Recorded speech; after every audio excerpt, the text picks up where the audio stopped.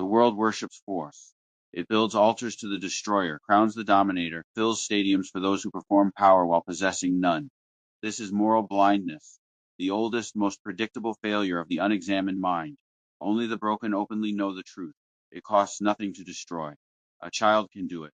A coward can do it.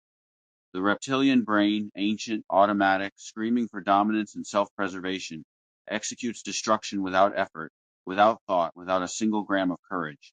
Creation is hard. Sustained virtue under persecution is harder. It is the hardest thing a human being can do because it requires overriding every survival instinct at once. It requires looking directly at the primitive mind, hungry for safety, revenge, and recognition, and saying no, not because you cannot, because you have chosen something that costs more, demands more, and means more than anything the animal brain can comprehend or the worshiping crowd can recognize. That is power. Not the power of the predator. Any animal owns that. The power of a being who has faced its own capacity for violence and chosen otherwise. Self-sacrifice when self-preservation was available. Universal love when hatred was justified. Unbreakable commitment to virtue when corruption was easier, faster, and rewarded by every system in sight. The divine does not dominate. It creates. It sustains.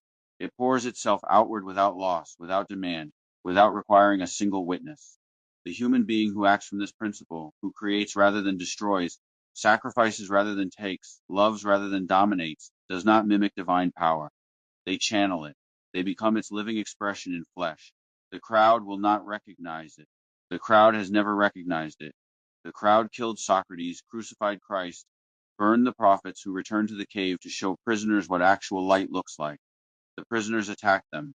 It changed nothing about what light is. True power needs no recognition to exist.